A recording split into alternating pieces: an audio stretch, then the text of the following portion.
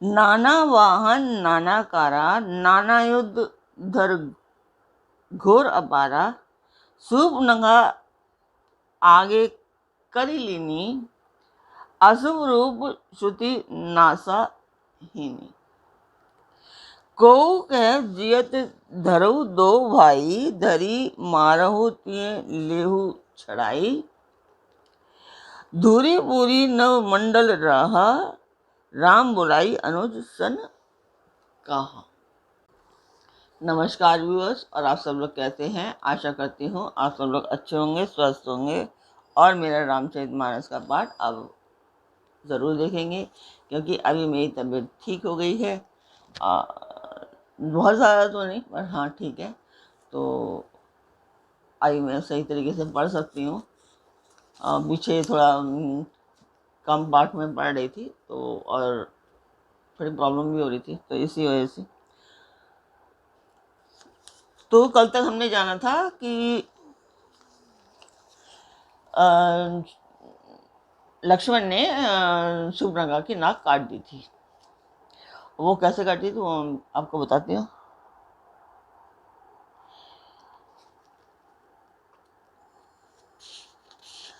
श्री राम धर्म मोक्ष का पाठ बता रहे थे। इसने ही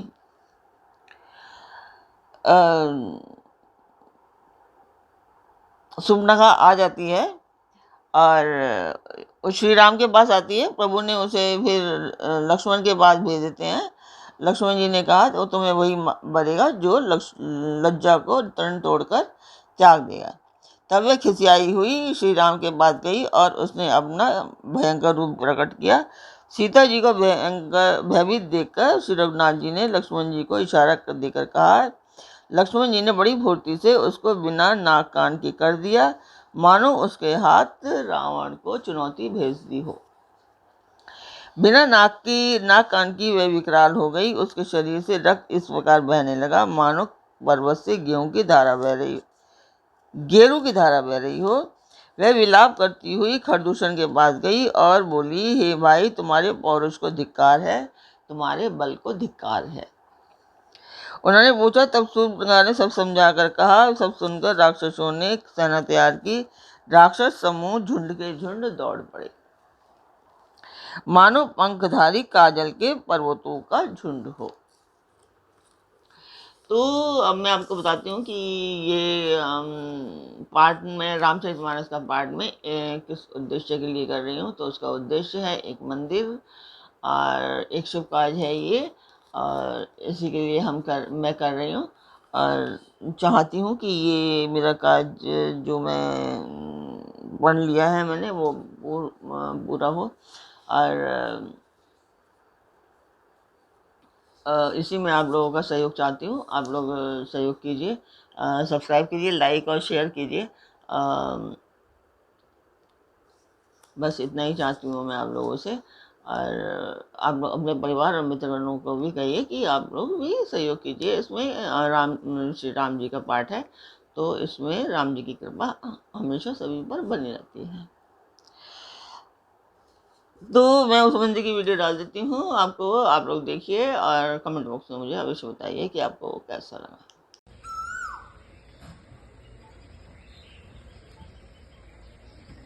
तो आपने वो मंदिर की वीडियो देखी, आपको वो कैसी लगी कमेंट बॉक्स में मुझे अवश्य बताएं। तो अब शुरू करते हैं। स्वागत करती हूँ मैं आप सभी का अपने इस कार्यक्रम रामचरितमानस के अरण्य कांड पाठ से। तो शुरू करते हैं अब आज का पाठ। नाना वाहन नाना कारा, नाना युद्ध धर घोर अपारा, शूर्पणखा आगे करी लीनी, अशुभ रूप श्रुति नासा हीनी। वे अनेकों प्रकार की सवारियों पर चढ़े हुए तथा अनेकों आकार के हैं। वे अपार हैं और अनेकों प्रकार के असंख्य भयानक हथियार धारण किए हुए हैं। उन्होंने नाक कान कटी हुई अमंगल रूपिणी शूर्पणखा को आगे कर लिया। असगुन अमित होहि भयकारी, गनहीन मृत्यु विवश सब झारी, घर जहीं तर जहीं गगन उजाड़ी, उड़ाही ते की कटक भट अति हर्षाहि। अगिनत भयंकर अशुगुन हो रहे हैं, परंतु मृत्यु के वश होने के कारण वे सब के सब उनको कुछ गिनते ही नहीं, गरजते हैं, ललकारते हैं और आकाश में उड़ते हैं। सेना देखकर योद्धा लोग बहुत ही हर्षित होते हैं। को कह जियत धरऊं दो भाई, धरि मारऊं तिय लेहु चढ़ाई। धूरी पूरी नव मंडल रहा, राम बुलाई अनुज सा सन कहा। कोई कहता है दोनों भाइयों को जीता ही पकड़ लो, पकड़कर मार डालो और स्त्री को छीन लो। आकाश मंडल धूल से भर गया। तब श्री राम जी ने लक्ष्मण जी को बुलाकर उनसे कहा, ले जानकी ही जाऊ गिरि कंदर, आवन चल कटक भयंकर।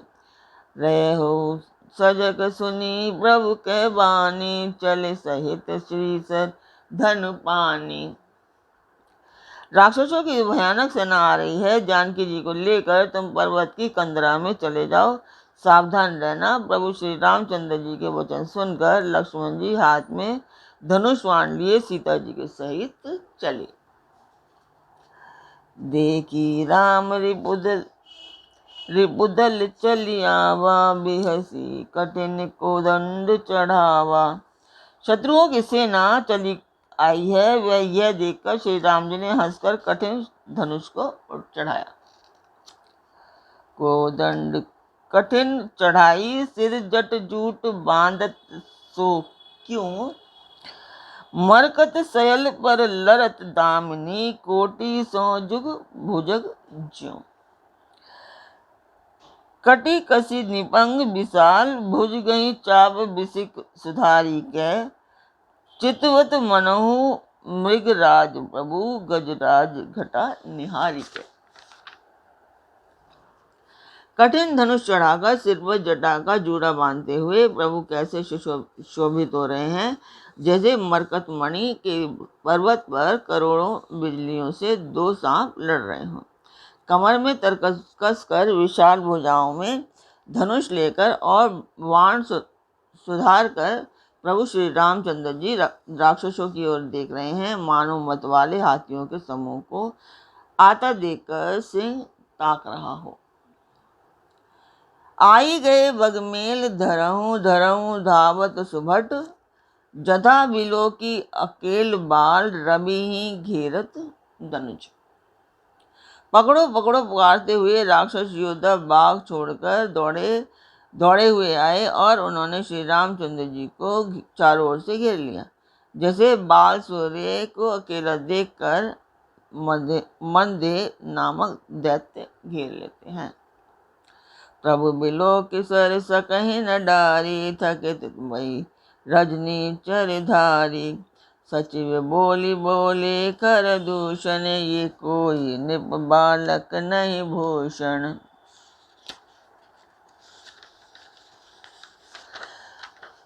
प्रभु श्री रामचंद्र जी को देखकर राक्षसों की सेना थकित रह गई।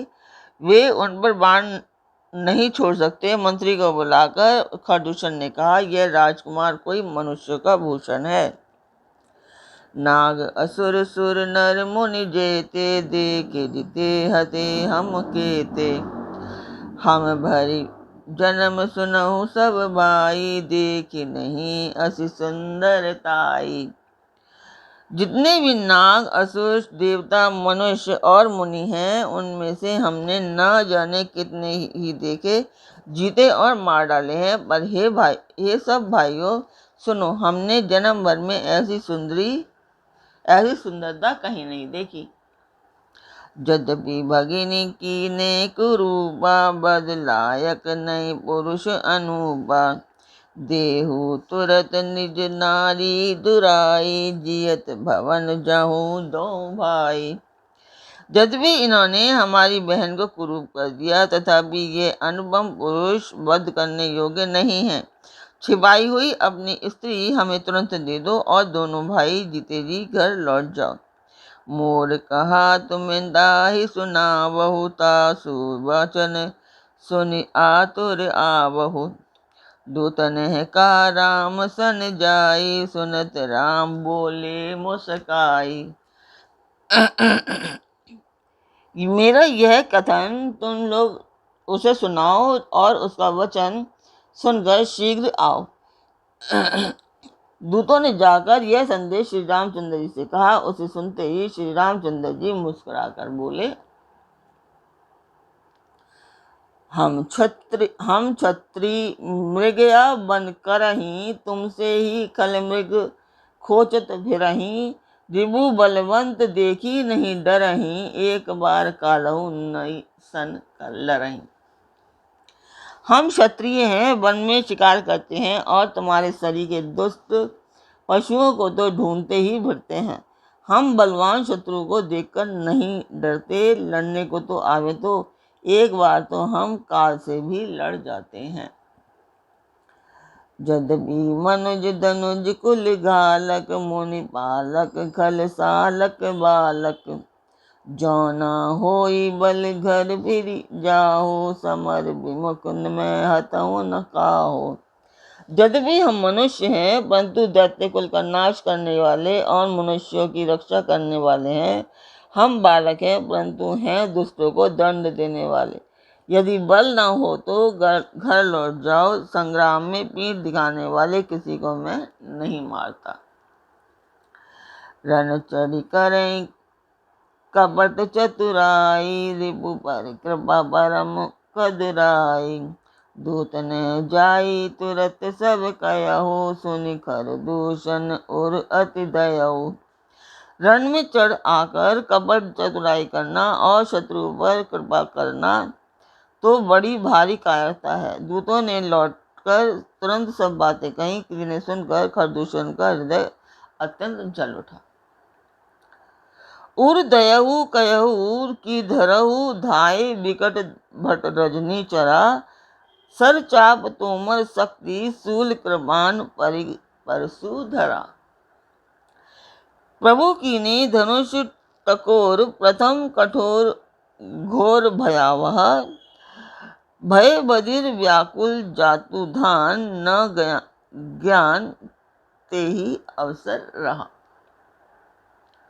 खरदूषण का हृदय जल उठा। तब उन्होंने कहा, पकड़ लो, कैद कर लो। यह सुनकर भयानक राक्षस योद्धा वाण, धनुष, तोमर, शक्ति, शूल, कृपाण, परिघ और फरसा धारण किए हुए दौड़ पड़े, परंतु श्री राम जी ने पहले ही धनुष का बड़ा कठोर, घोर और भयानक टंकार किया, जिसे सुनकर राक्षस बहरे और व्याकुल हो गए।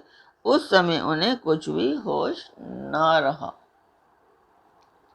तो आज का पार्ट मैं यहीं पर पूर्ण करती हूँ। कल फिर मिलेंगे एक नए पार्ट में। तब तक आप मेरा चैनल अवश्य सब्सक्राइब कीजिए, लाइक कीजिए और शेयर कीजिए, और अपने परिवार और मित्रगणों को भी सब्सक्राइब और शेयर करने के लिए अवश्य कीजिए। और एक लाइक तो बनता है, एक लाइक तो अवश्य कीजिए। तो फिर कल मिलते हैं एक नए पार्ट में, एक नए उमंग, एक नई तरंग के साथ। तब तक के लिए नमस्कार।